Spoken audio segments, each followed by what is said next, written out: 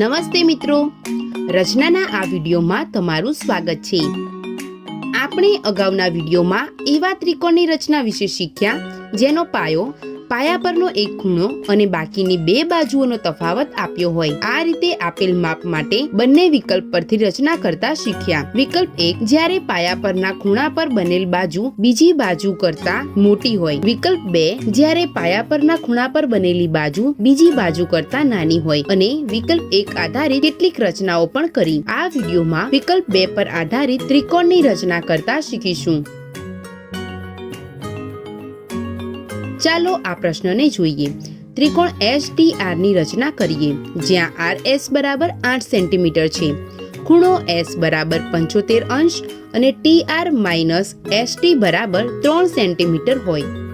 પ્રશ્નમાં આપણને આપેલ છે TR માઇનસ ST નું માપ 3 સેન્ટીમીટર છે, જેથી આપણને ખબર પડે છે કે બાજુ TR મોટી બાજુ છે। આપણને ખૂણા S નું માપ આપેલ છે, પરંતુ TR માં S નથી, એટલે કે TR પાયા પરના ખૂણા પર બનેલ બાજુ નથી। પાયા પરના ખૂણા પર બનેલી બાજુ ST છે, જે નાની બાજુ છે, એટલે તેની રચના વિકલ્પ 2 દ્વારા કરીશું। હવે આપણે રચનાના મુદ્દા અનુસાર આ ત્રિકોણની રચના કરીશું। 1. સૌથી પહેલા ફૂટપટ્ટીની મદદથી 8 સેન્ટીમીટર લાંબો રેખાખંડ RS રચો। 2. કોણ માપકની મદદથી શિરોબિંદુ S પર 75 અંશનો ખૂણો બનાવી એક કિરણ SX દોરો। 3.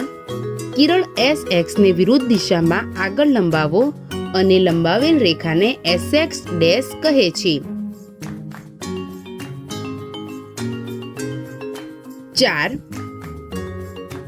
ફૂટપટ્ટીની મદદથી રેખા SX ડેશ પર TR માઇનસ ST ને બરાબર 3 સેન્ટીમીટર માપ લઈને રેખાખંડ કાપો અને છેદ બિંદુને U નામ આપો। 5. બિંદુ R અને U ને જોડો। 6. હવે RU નો લંબ દ્વિભાજક રચો।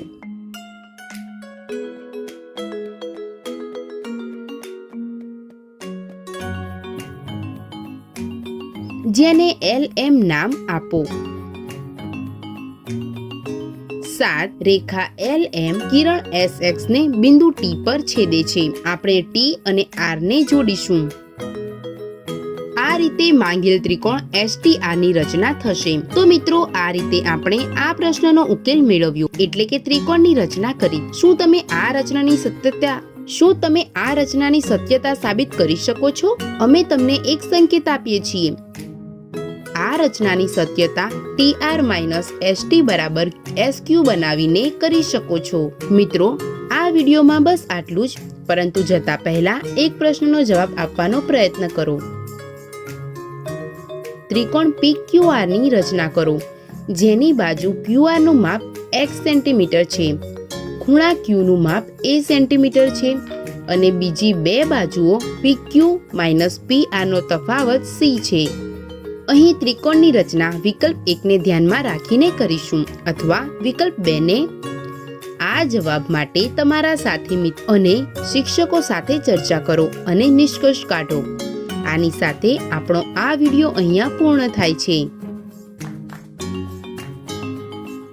આ વિડીયોમાં આપણે શીખ્યા ત્રિકોણની રચના, જેનો પાયા પરનો એક ખૂણો અને બાકીની બે બાજુઓનો તફાવત આપ્યો હોય, તેને સંબંધિત એક પ્રશ્ન। મળીએ આગળના વિડીયોમાં ત્રિકોણની એક બીજી રચના સાથે। આભાર।